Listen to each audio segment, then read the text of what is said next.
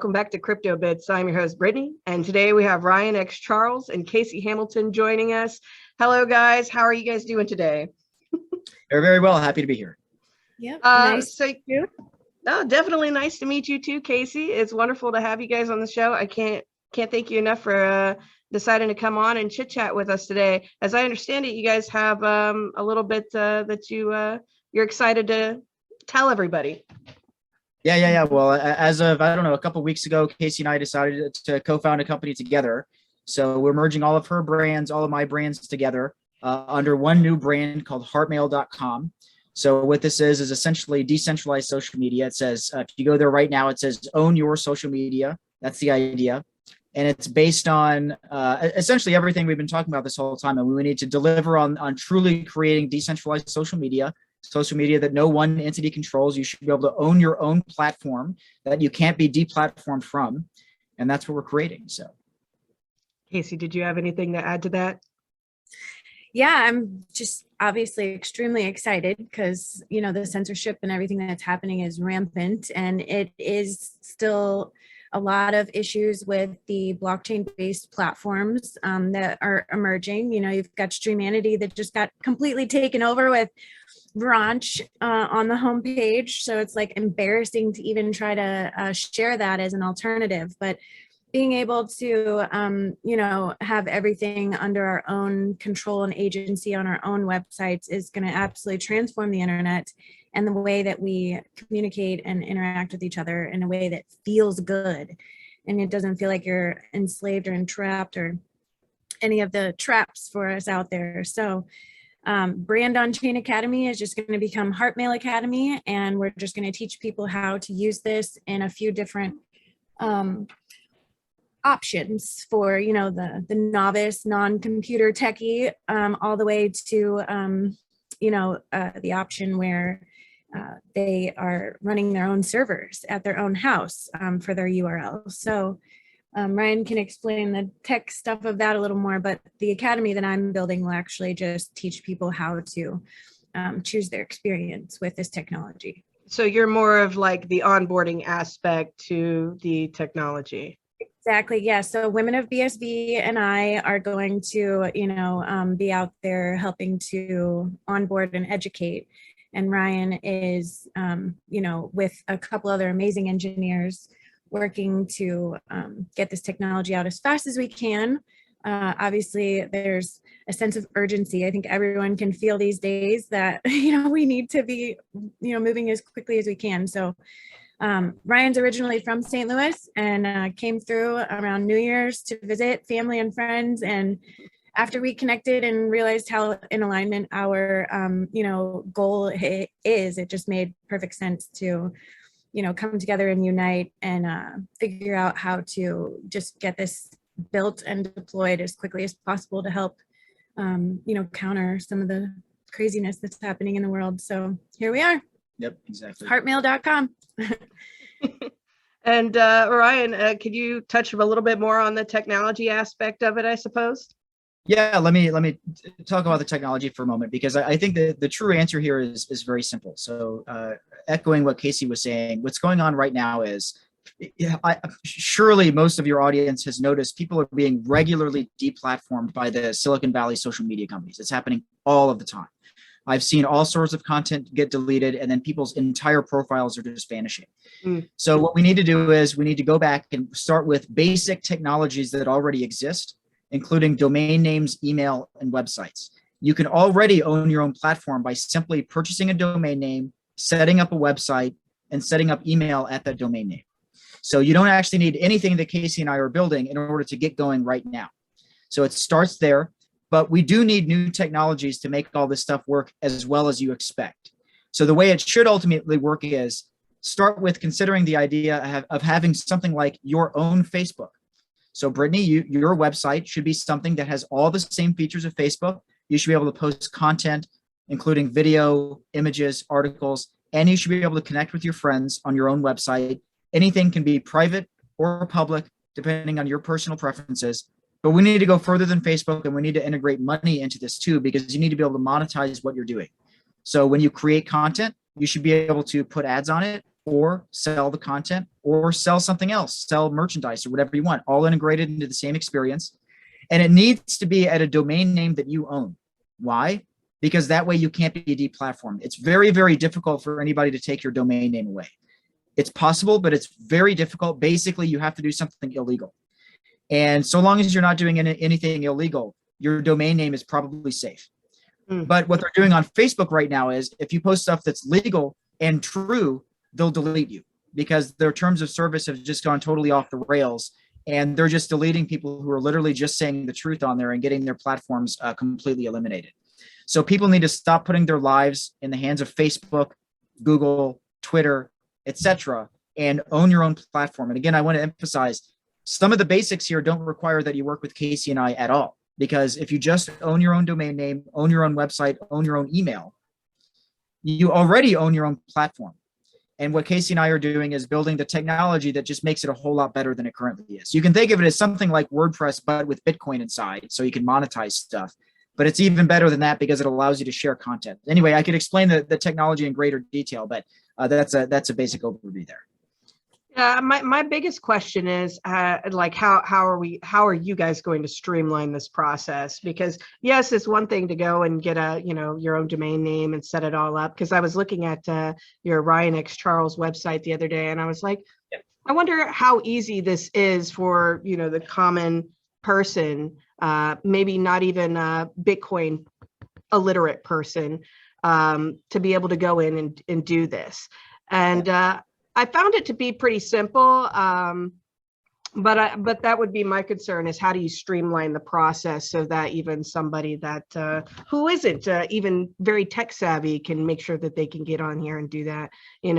Being able to onboard is perhaps the biggest challenge for any company, Bitcoin or other. So that would be my my next question to you is how is the streamlined process, Casey, that you're going to you said you were going to be doing like a school or like an intermediate to so I was doing Brand on Chain Academy, and the intention to help educate people on this whole new system, it was already there. And then this just makes it even better because it's just so much more freedom with what I'm teaching them instead of locking them into somebody else's world again on these platforms. As you can see, Streamanity just got totally taken over. It's like embarrassing. I don't even want to onboard people to those platforms anymore. Right. So no, totally.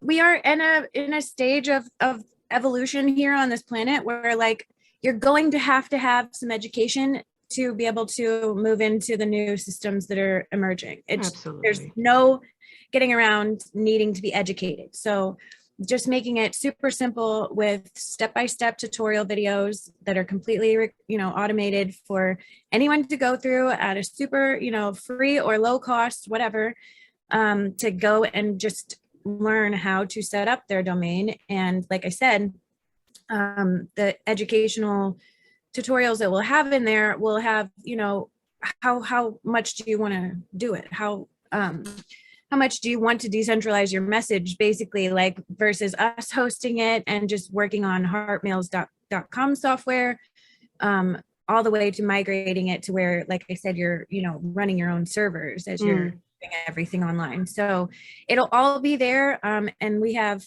the women of BSV that are ready to help with those personalized white glove onboarding sessions for people as we are getting this deployed. But it's a necessary technology, and people are just going to have to understand that they need the education in order to get out of all of the junk technologies that are out there. I don't mean to call Facebook and all that junk, but I really am just so over it. It is junk. It's junk, right? So we're building stuff that just will allow people to peacefully resist that stuff, because like kind of almost like it's going to take time to get to this, but think of it as like a Squarespace website that, as you have your URL that you're building, you have some templates to start with, and then you kind of drag and drop other features that you'd like to use on your own URL. So all of the best features that are on social networking platforms right now, you'll be able to use on your own URL.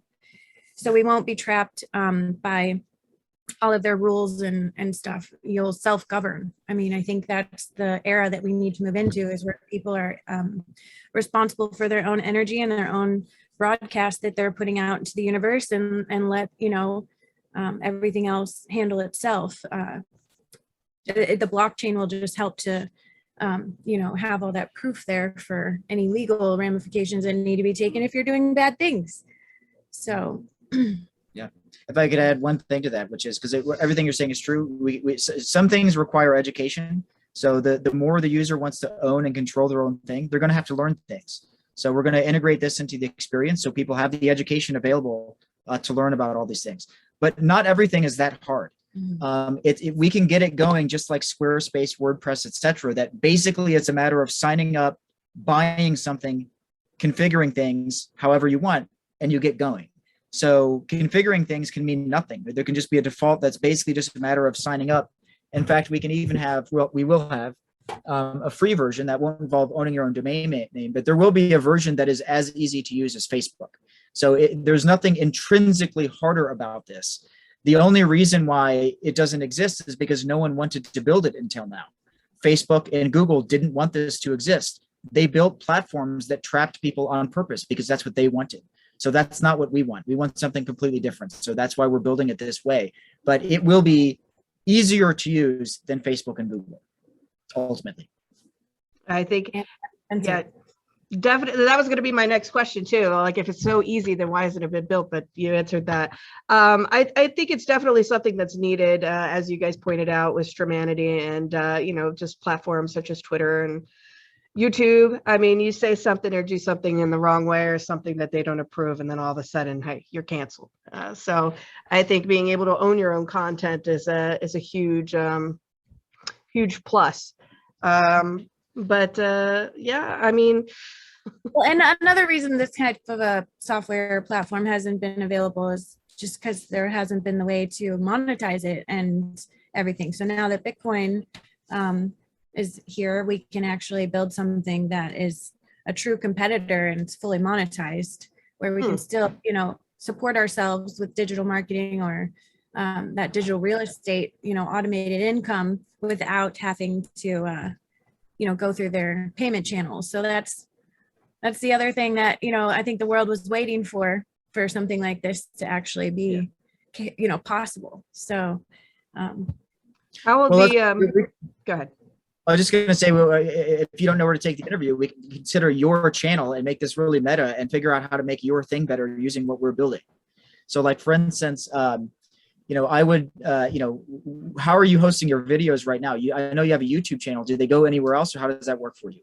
I was thinking about putting on Streamanity, and then as everything was happening, I was like, maybe not. So we'll just wait. We'll see what happens. And then that was it. I was like, oh, we'll just see what happens with YouTube, and we'll just kind of go from there. So it hasn't really been going anywhere.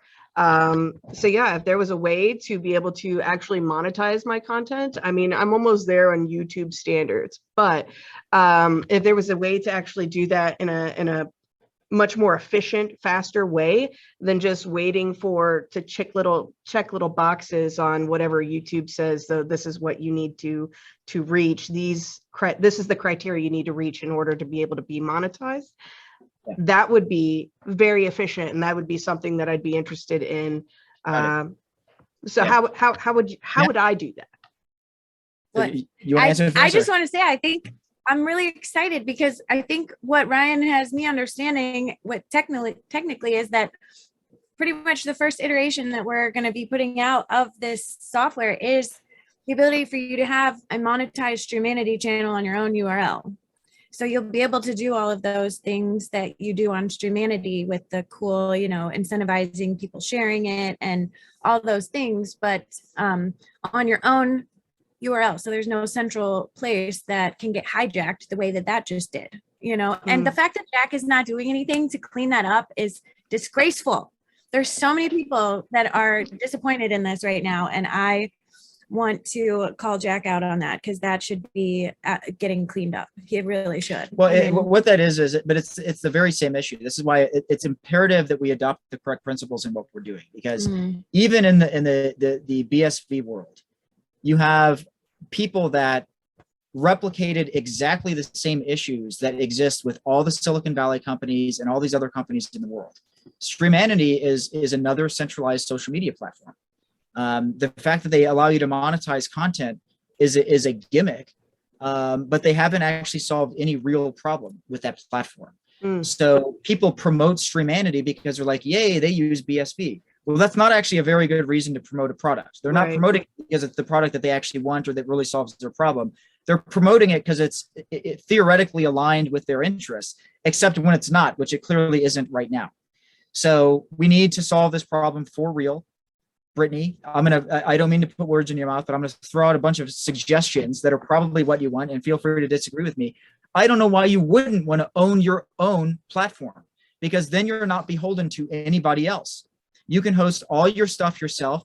You don't need to check YouTube's box for monetization. You just need to put it up there and start monetizing stuff. Now, YouTube does provide a service. That one of the services they provide is you don't have to do any work to find advertisers. So they do solve a problem for you that's going to take a while for Casey and I to solve. But there are straightforward ways we can solve this that are fundamentally different than YouTube. And you don't need to rely on ads. You can plug in things like micropayments, donations, and you can sell bits and pieces of your content. You have a version of it that, free version and a for sale version and something just like Streamanity, but on your own platform. And so that way you're advertising yourself. So when you want to advertise your content, you don't have to point someone to a website that has 99% content that you disagree with. You just point them to your website that has only the content that you agree with, that you actually want to promote. So this is what we're promoting to everybody, that's how it should work. And we're trying to work with people to build all this stuff, because the thing is, this isn't just technology that Casey and I are creating. In order to have the network, in order to have the idea that there is no one central point of failure, we need other people to operate completely separate businesses on this stuff. So this isn't just about getting everyone to use Casey and our software or our platform or something like this. This is about getting people to understand the principle that you don't need us at all. You can just start rolling this out right now. Get your own domain name, get a website, get email going. You can use off-the-shelf tools and get this going in one day already.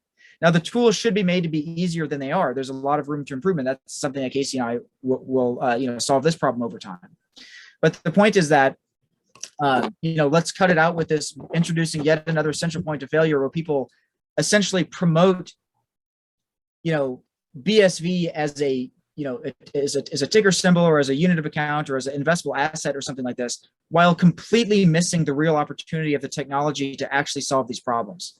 So we do not need to introduce yet another Facebook that as soon as we get big enough, we just capture the user and sell them out to whoever and delete the people that we don't like or something like this. Let's not go down that route at all. Everybody should truly own their own platform, and you don't need us to get going. What you can do is you can get going now, but then be in touch with us. And as we roll out new technology, if we build something that you want to use, you can plug it in. But at no point will you be dependent on what Casey and I are doing. Right. Well, I mean, it definitely sounds good for somebody like a content creator like the Women of BSV or BrittanyBitz or just any content creator in general. But for the average person, what is the true benefit of that? Because most people, I don't want to talk bad about most people, right? But a lot of people sit there and they just want everything kind of like handed to them, So it's Yeah, I mean, let's distinguish between creators and consumers, right? I mean, most people are not actually creators to begin with. So they're just going to log into these systems and use them. So it doesn't necessarily cost money to log in and use. It only costs money if you want to sell something, right? So most people don't need anything like what we're describing. The only people that need this are people that are truly using this technology to earn money for their livelihood. Right. Then you care. Because then you're willing to spend one day getting it going because your livelihood depends on it. Your income for your family or whatever actually requires this. For the same reason that if you own a small business and you need a storefront, you're willing to spend time and money getting your storefront going because it's the only way your business actually works. So anyway, it can be very easy. But to say that there will be zero barrier, there's always going to be some barrier, because in order to own it yourself, you need to take responsibility and get it done. So it's not that someone else, like if you're using a free service, it's probably because they own you. But if it's truly earning an income that that you can live on, putting a day worth of effort into something is not a big deal at all. Right. No, I 100% agree with that. Well, it definitely sounds like you guys have a lot of work cut out for you, but I am pretty interested in seeing where this is going to go and how it's going to go here and moving into the future for sure. But yeah, did you guys have anything else that you had to add to it or that you were excited about? Do you guys have any goals for when you plan to reach a certain milestones? Like, what are the milestones here moving into the future? I think we're looking at MVP by April.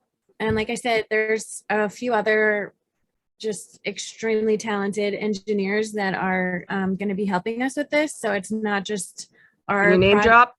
I The don't name drop. I You don't want can to. see that there's tons and Yeah. tons of people that are. The thing is, the people that understand, own your own domain name, get a website going, get email going, and build this network together. We have very, very, very strong people that are actually doing those things. So these are not necessarily people that Casey and I are hiring. No. The point is that there's truly a strong network of people that actually get this. Yeah. So it's actually already out there. It's just that we're not to the vision yet, but the network already actually exists, and we're growing it and developing it very quickly. So yeah, we'll have essentially what we'll have by April is video with payments that you can own yourself. Very exciting. I'm definitely interested in that. Yeah, well, I consider you to be one of the women of BSV, and as we deploy this from the marketing standpoint, super grateful for your help, and we'll definitely keep you as one of the most updated to all of our development, so you can keep your audience informed. And we're just grateful that there's people that are interested in this stuff, because Ryan and I have been talking a lot about how serious the situation is, and this kind of technology is not just long overdue, but critical to taking back some kind of narrative control for us to get through all of this stuff. I mean, they're changing definitions, they're censoring people, all these things are happening. And I just know that we have such a strategic, powerful network of people to take this to as soon as it's ready, that are just gonna, be able to help humanity in so many ways with this. So just grateful that you're willing to help and interested, and we'll definitely make sure that you are one of the first people that knows how to use it. And we'll keep you posted.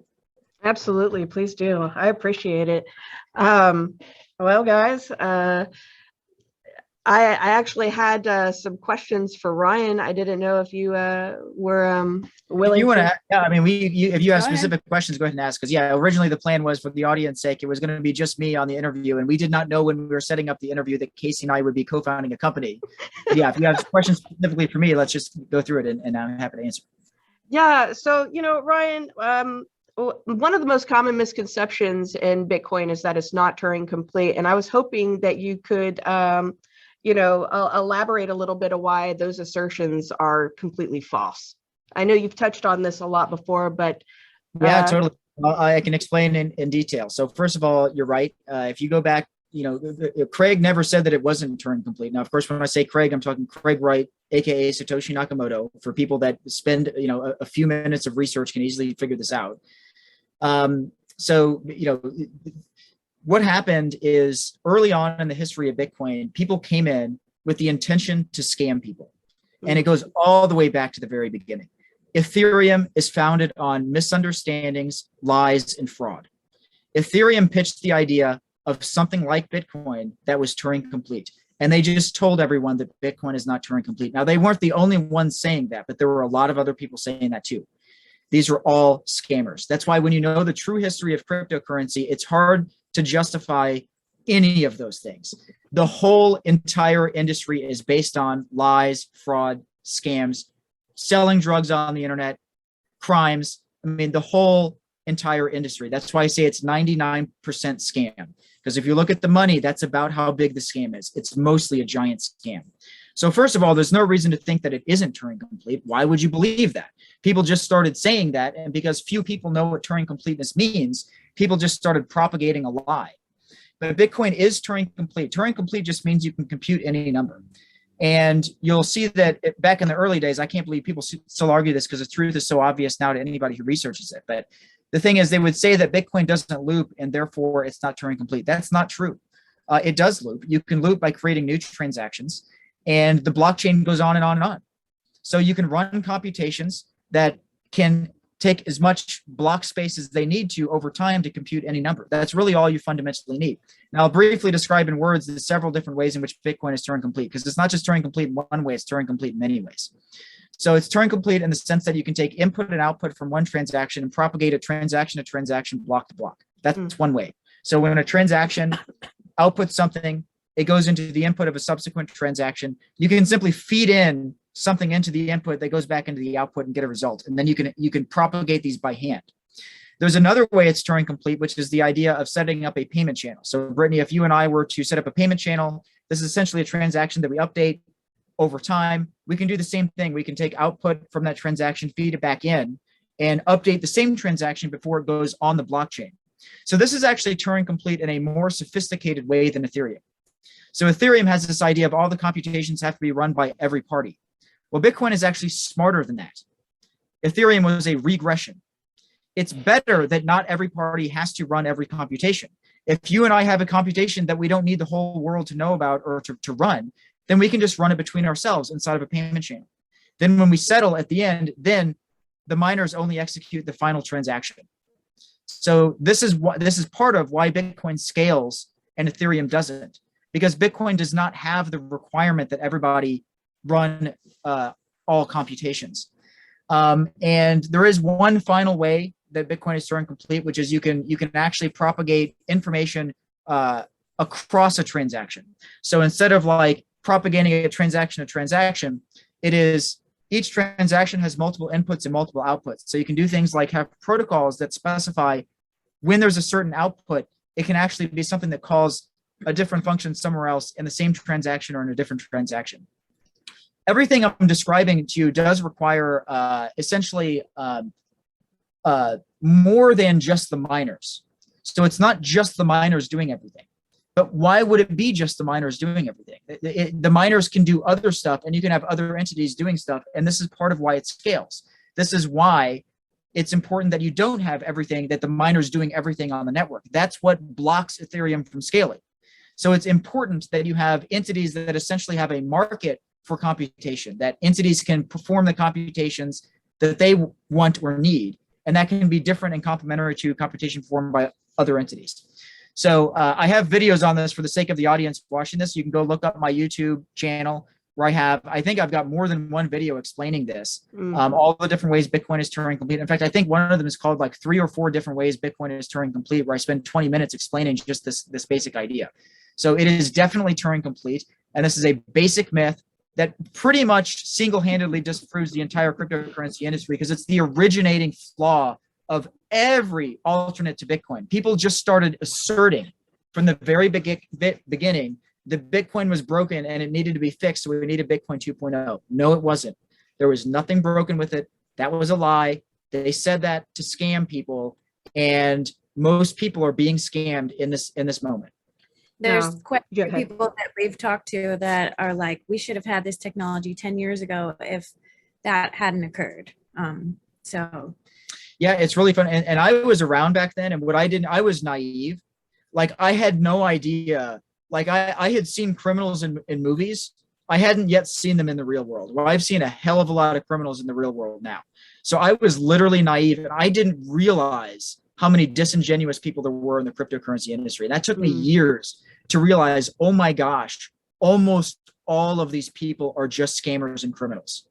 Well, and since he's been in town here, I've had his jaw like quite a few times with connecting some dots that go even deeper on what's been going on and why they did this whole cryptocurrency hijack. Are you trying to get Brittany banned from? No, we're from not. YouTube? We're If not going to go there. If she actually said what she's talking about, you would get know banned. that Ryan has been red pilled. Yeah, I've absolutely red pilled. My jaw is dropping every day here with Casey as she red pills me with more and more info. But once you start going down the rabbit hole, there's no going back again. It's like, wow, the amount of crime out there is truly shocking. And there's a lot of people constantly trying to cover up all the crime. So it ultimately explains everything when you keep researching this stuff. Hence the sense of urgency that we are working with. Yeah.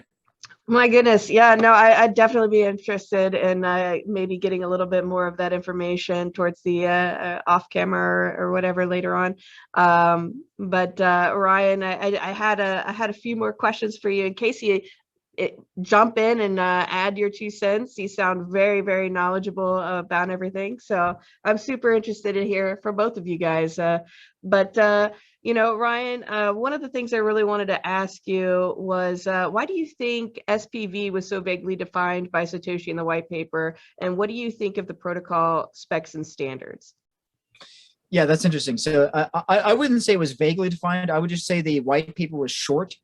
It should have been more explicit in some ways. You know, it's kind of a balance between, if you make it too long, you know, fewer people would actually bother to read the thing. But in hindsight, it would have been explanatory. That the white paper should have probably been twice as long to explain some of these details that are just missing from it. So there's nothing inaccurate about the white paper. It's just that it's only 8 pages long, right? Craig's background is really, truly expansive. Like, the amount of knowledge that went into the invention of Bitcoin is a lot more than you would realize given the length of the white paper. But it's truly interdisciplinary. There are legal terms used in the white paper. These terms are not used randomly. They're used because they're legal terms. Everything has meaning in the Bitcoin white paper. You know, understanding SPV is not that complex. So what should have happened is, if there hadn't been so many scammers involved, people would have fit together what was going on and worked with Satoshi Nakamoto, Craig Wright, to get it going. But again, from the very, very beginning, going all the way back to 2010, and really even earlier than that, because you can trace some of these people back to 2008, before Bitcoin even launched. You can read the thread where Craig announced Bitcoin on the cryptography mailing list. There's a guy named James Donald that immediately disagrees with Craig. So he starts saying, what you're doing is never going to work because it's not going to scale because the blocks are going to be too big. James Donald, from the very beginning, had a very alternate idea about what needed to exist and started using language tactics to manipulate things. So knowing what's going on now, you can trace it back at least that far, going all the way back to 2008. So anyway, from the very beginning, again, I was naive. But I can now tell you what happened with hindsight, having lived through all this stuff, and I'm a lot less naive now. From the very beginning, people were trying to distort the message. So it wasn't just that there was nothing wrong with the white paper. It just lacked details. And people then filled in lies, scams, fraud, deceit into those gaps in the white paper. Right. So they just started saying, once again, that SPV can't work, it's impossible. They just said this. They just asserted that it doesn't work. And they said it over and over and over again. And because very few people actually bother to research or to understand anything, they would come in and they would see some loudmouth individual saying that Bitcoin is broken, SPV can never actually work. They believed it. And they just never bothered to figure out how it could have actually worked. And by the way, Craig is, he's better now, but he's not very good at communicating, in case that isn't clear. I mean, part of the problem here is Craig is very, very smart and knowledgeable in many areas, but communication is obviously not his area. And I don't think he would disagree with me. He is a horrible communicator. He would probably agree with those very words. He's honest about it. And that played a role too. So Craig was taken advantage of. I don't think even Craig understood in the early, he just got kind of angry with these people and stopped communicating. But I don't think Craig realized the level of deceit, intention coming from these people. People like Greg Maxwell never intended to help Bitcoin. Greg Maxwell came in with the intent to twist it into something different from the very beginning. So anyway, it's both those things. It's simply that the white paper is not inaccurate, just not very detailed. And then there were people coming in that intentionally, purposely twisted the meaning of everything so as to confuse and scam people. That was really elaborate, but I do appreciate the extra time there to explain that, especially the part about Craig, because I think Craig says exactly what he means. I just think the way that he says it comes off sometimes a little bit, maybe that's where he has the issue with. I love it personally. Yeah, The reason I love him is his authenticity. Yeah, he's you know, authentic, I mean, exactly. I absolutely admire that in people. And who cares if you cuss?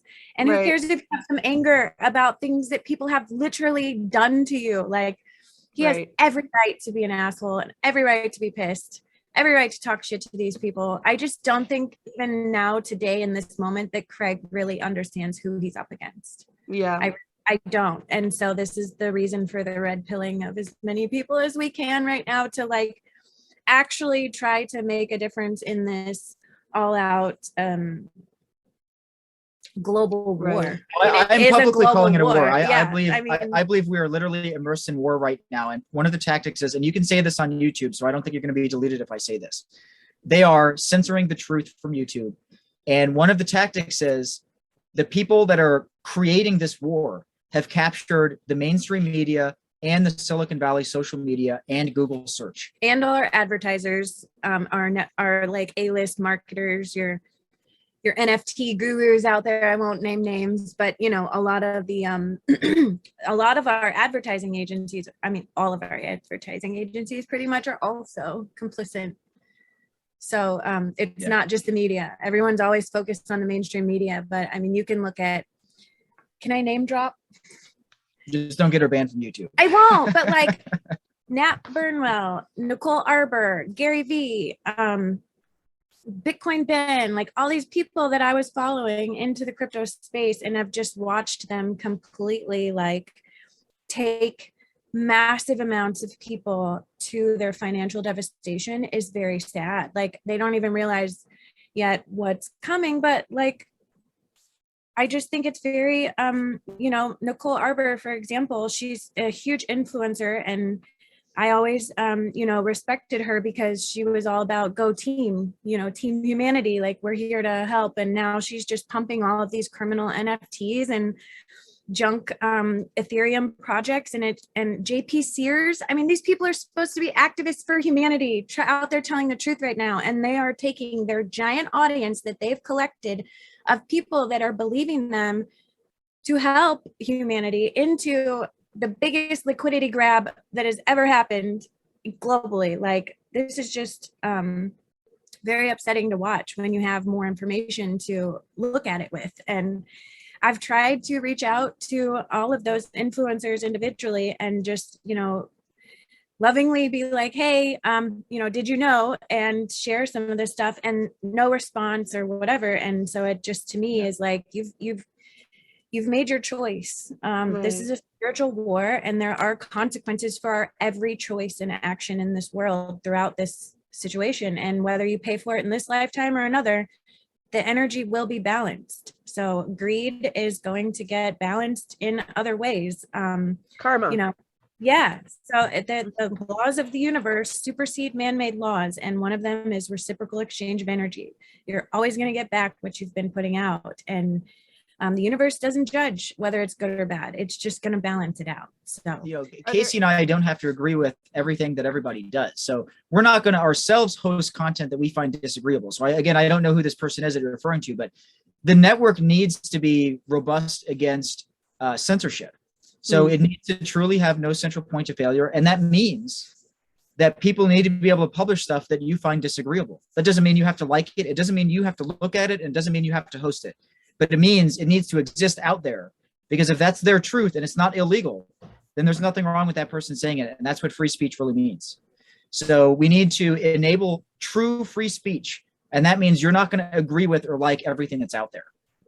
the Constitution will definitely be part of our creation. You know, just like making sure that individual rights and freedoms are, you know, and then if there's something that you're doing on your URL, the law enforcement, you know, of the future, however that evolves, will be able to, you know, go after you. It won't be, there's not any one person or person like Mark Zuckerberg governing everybody. Right. Yeah. We still need the law, right? So we still need functioning governments. So none of this replaces the government. Right. This needs to exist within law that actually works. And as best I can tell right now, the law in the US is still mostly intact. It hasn't been completely ruined. There are definitely some countries right now where the law has been completely ruined, though. But the US is still intact as best I can tell. And if it's not intact, we need to fix it, because there's no getting around that. If the law is ruined, if the whole system is completely corrupt, they can do anything. They can wield violence to do anything they want to you. So there's no getting around that. So it still rests on having functioning democratic republics where the people have a say in what goes on and all this stuff. So, the United States is still fundamentally, sort of intact in that sense. Again, as best I can tell, I don't want to claim to, she disagree. Maybe you disagree. I disagree. With me, but it may not be, but in any case, if it's not, we need to fix that, because we need law that actually works.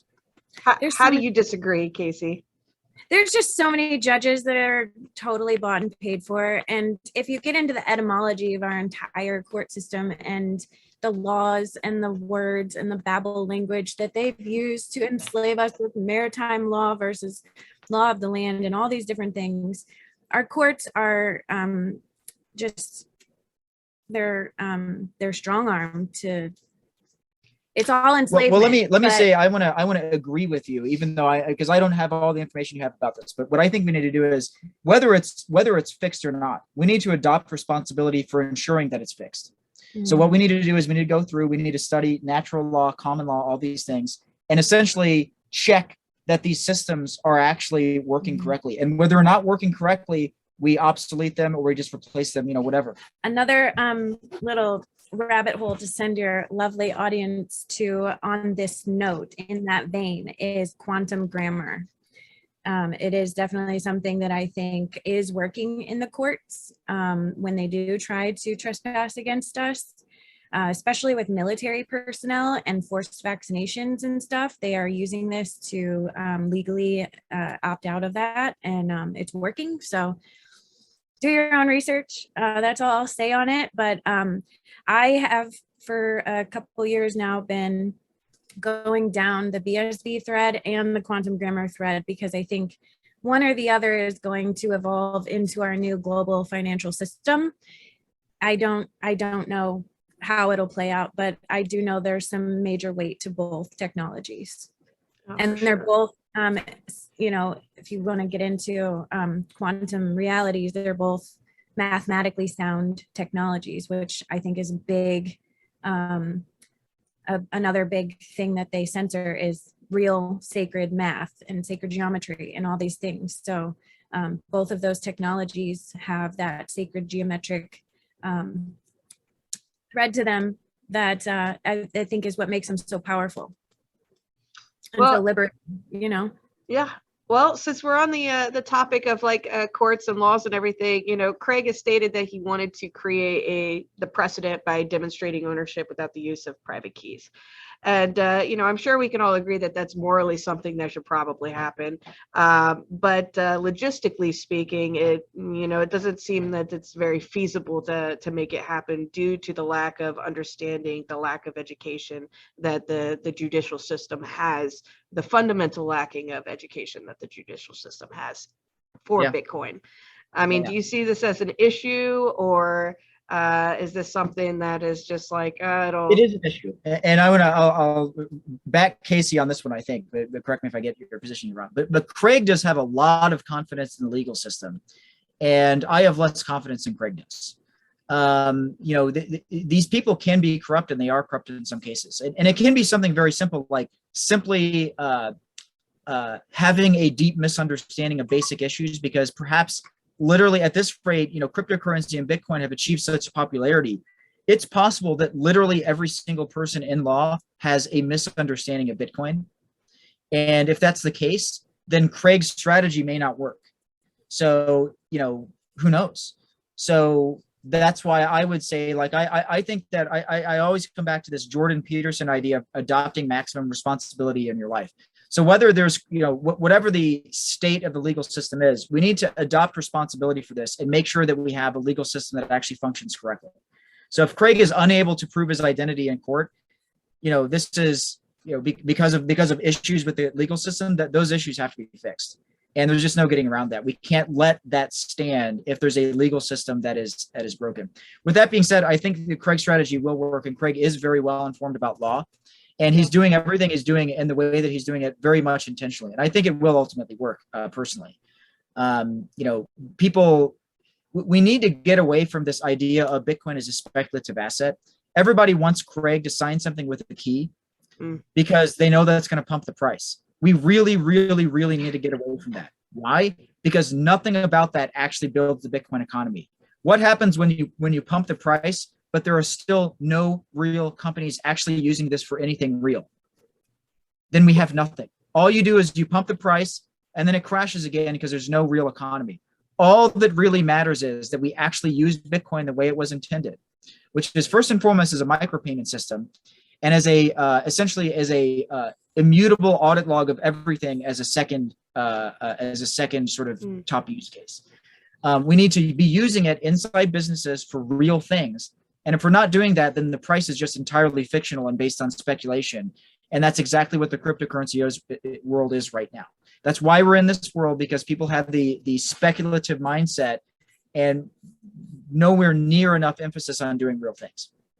Well, some might, and I do tend to agree with you there, Ryan. My whole thing is that if there's not enough liquidity coming into the market, then you're not inviting new people to come in, and you're not really welcoming in new developers into this space. So if we want to how are we supposed to bring in people organically if the price isn't going to go up? Is it we're waiting for the tech to go? The internet didn't have a price and it grew. I mean, what other technologies in history had to go up because the price went up? That is usually not how it works. New technologies are deployed because they're useful. And Bitcoin, we should adopt the exact same mentality in Bitcoin. Why did the internet take off? It's not because the ticker symbols went up. It's because the internet was useful technology. Now, there were ticker symbols involved. There were lots of internet companies that had ticker symbols where the price went up and then went back down again, and so on. So that can be in the economy, but it shouldn't be the entirety of the economy. And so to answer your question, how do we actually do that? Well, this is exactly what Casey and I are doing. And I'll tell you, our users do not have to pay us in Bitcoin. The users can pay in dollars. We don't actually need the users paying in Bitcoin. We do need Bitcoin for server-to-server transactions because it's the only protocol that computers can speak. Right. That doesn't depend on, just everybody needs to trust this one entity. So there's truly no one central trusted entity with server-to-server payments in Bitcoin. So there is a reason to use it. But the way we bring people in is by solving a real problem. Right now, I think the single most important problem in the world that I'm aware of that I can actually contribute to is the thing that Casey and I are working on, which is truly censorship-resistant social media. It is very, very, very difficult to censor what we're doing, to censor these technology that we're creating. And it uses Bitcoin, and that's a real use case that's urgently needed right now. And that's how we bring people in. It has nothing whatsoever to do with the price of BSV. Another one of those Mandela effects. If you build it, he will come, it says now. But if you build it, they will come, was the original phrase, right? So, I mean, I just feel like this is the kind of technology that, first of all, with the people that we already have agreeing to be involved and help us deploy this, I mean, they have giant audiences that they acquired organically because they're telling the truth. And so the truth shall set us all free if we just help get it out there. That's what time it is, basically. So, well, I guess, is there any possibly untapped ideas in Bitcoin, in the Bitcoin script, that people may be missing out on, Ryan? Yeah, I mean, because people aren't really using script very much at all. I mean, script just allows arbitrary constraints to be placed on outputs. Yeah. So people aren't using it very much. So it's almost entirely untapped. Now, as I've tried to get Craig's vision on this, and Craig always gives me these obscure answers. He's like, he's like, what? I'll ask him, like, well, so what can you do with script? He's like, you can do anything. I'm like, what do you mean? He's like, well, what can you do with C, the programming language? He's like, well, you can do anything with C. It's just an example of a different programming language. It's very, very open-ended. So what really needs to happen is the developers simply need to understand script. And when the time is right to use it in your application, you just use script in your application. And almost all of that is unexplored right now. What Casey and I are doing does not involve sophisticated use of script at launch, but we're building in this ability into all the protocols and the software. And when the time is right, we'll be using script for anything that's needed. That can include tokens. We should be using a little bit of script and tokens, but not everything has to be in script. I mean, the way our technology works is it uses internet technologies and Bitcoin together. So all that people need to do is understand what script is, understand that it's there, understand your market, what product are you building, and when the time is right for you to use script, you're going to use script. Definitely. All right. Well, I've got 2 more questions here for y'all guys, and then maybe we'll start wrapping this up. But I'm having fun. I'm having fun with this conversation right now. I really wanted to get your insights on the recent upgrade, right? So I like the implementation of like safe mode and webhooks, but there has been a heated debate about transaction freezes. How do you feel about it? Is this good for the community? Is this what are your thoughts on transaction freezes? You're gonna have to clue me in. I'm totally out of the loop. I haven't watched any updates on the node software right now, so you might have to explain what are the updates you're talking about that have happened here. Is this something that has been implemented in the node software? It might be related to Craig's idea of I mean, look, well, let me comment on the whole issue with Craig saying that funds will be transferred without keys. So here's how this works. The software can be changed, and this is where you have essentially a web of lies in the cryptocurrency industry, with people just making a bunch of assertions and telling lawyers and judges things that simply aren't true. It's people that actually run the software, and if a court gives you an order and says these funds need to move, you can change the software and move the funds. There are many different ways the software can be changed to move the funds. At the end of the day, these are people running software on machines. They have control over the software. They can change the software to do anything whatsoever. Okay. Right. So if a judge tells you you have to move these funds, you're going to move those funds. How is that going to work? Any way you can. I mean, could it be as simple as the miners and the wallet providers are simply forced to insert a transaction that actually breaks the Bitcoin protocol? Now, it doesn't have to be it that way, because there are ways to do it that doesn't break the original protocol. Mm-hmm. But the point is just that in the cryptocurrency world, people propagate myths about how this stuff works. That it's automatic, that people aren't involved or something like this. This is not true. What's going to happen is all these real businesses, if these people don't want to go to prison, when they get a court order to make a change, they're going to make that change. So this is people running software on computers, and it's not different than anything else. Right. I think the concern, though, is that if court systems are allowed to do this and make that precedent, then how might that be used or utilized to their advantage later on? Because we know that the government is inherently maybe not the most trustworthy at times. So if we're allowing them to do this for one person, let's say that we allow them to do this for Craig, or it happens for Craig or whatever, and the funds are moved, and then we set that precedent. What happens later on? When the government decides, we're going to set this precedent over for this or that or this or that, and then it's actually a negative thing that's used against us. Well, this is exactly what I'm saying. At the end of the day, this requires law that actually works. So if the legal system is so corrupt that they're just stealing your money, that's corruption in the legal system that has nothing to do with Bitcoin, and that needs to be resolved.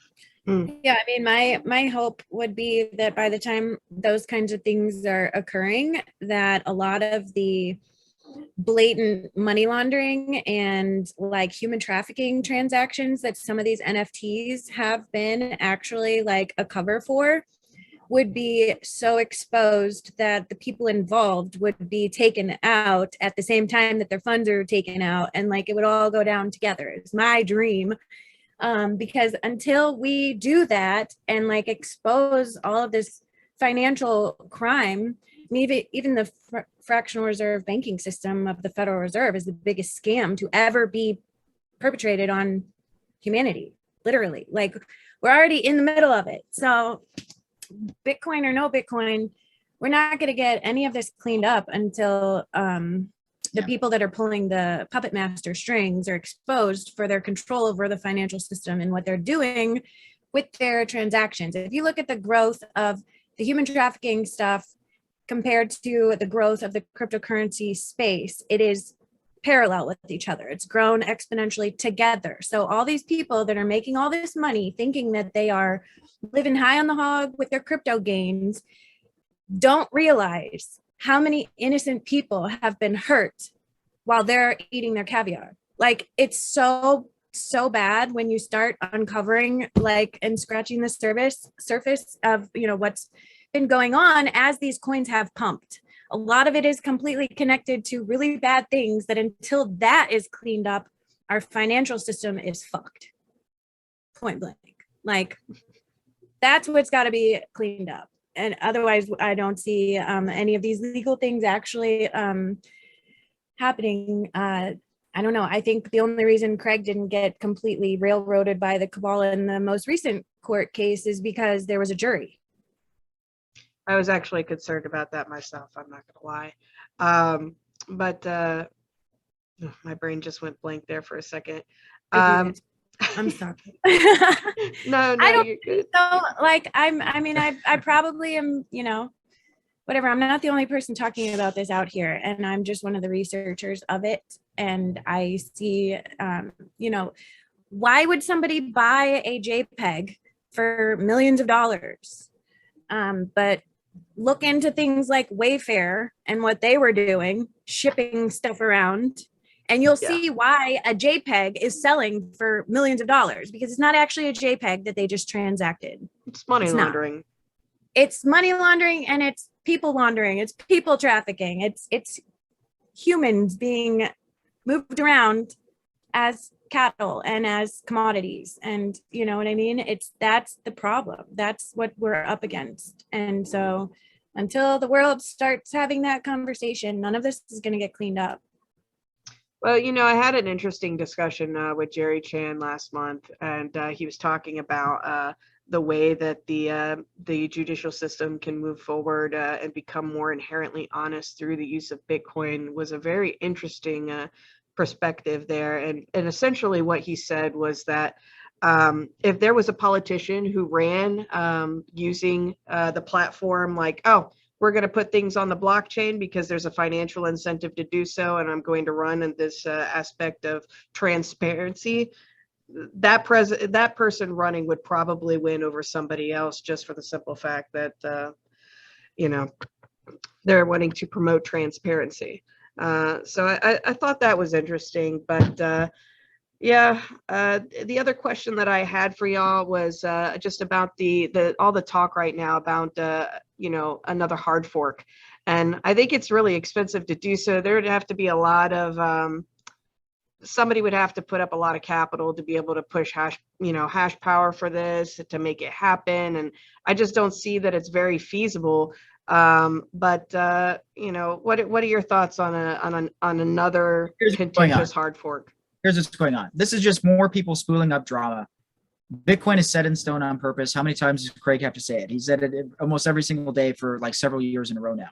There is no forking Bitcoin. It has a fixed protocol. It is what it is. You follow the protocol or you don't follow the protocol. So what's going on is the cryptocurrency industry has latched onto Twitter as a way to get attention, because Twitter is designed to get attention. Twitter doesn't care if anything's true. It's just designed to get attention. They've got everybody psychologically hooked on using Twitter. And the way that people game this is they just spew out a bunch of attention grabbing lies. They just spew stuff out. They're generating attention for themselves. It's truly disgusting when you realize what's actually going on. So these are just people trying to get attention for whatever why do they want this attention, and for whatever. But it's not true. There's no forking Bitcoin. So if somebody tries to do something like this, they're creating yet another clone of the original Bitcoin. It's probably never going to happen anyway. So whoever these people are, they're saying this it's probably shallow, and they're just saying it to get attention. And that's probably the end of it. And if they do it, it's just yet another crappy, alt Bitcoin that doesn't solve any real problem, and it's just people getting attention. That's it. Sounds good, Ryan. But all right, you guys, I know we've been on here for a while, and I appreciate you taking all the time to answer my questions. And Casey, you've been a wealth of knowledge too. I appreciate both of you guys coming on and getting a chit chat and letting me be the first to hear about the new business. I'm really excited. Definitely keep me in the loop there because I want to help in whatever way I can. I want to, Great. Well, we want to help you. So yeah, we'll totally be in touch about that. Yeah, we'll keep you in the loop, and we're just as grateful for you. So keep in touch, and we'll invite you to all the calls in the future as we, keep making our progress and updates and letting everybody know what's up and when they can try it out. And you guys will be our beta testers until we go, bigger and harder and scale it. So sounds great. Great Thank to you meet you. guys. Yeah, Yeah, thank you. definitely. All right, that is going to wrap it up for today, guys. Make sure to like, subscribe, and leave a comment down below, and we'll see you next time. Bye-bye. Take care.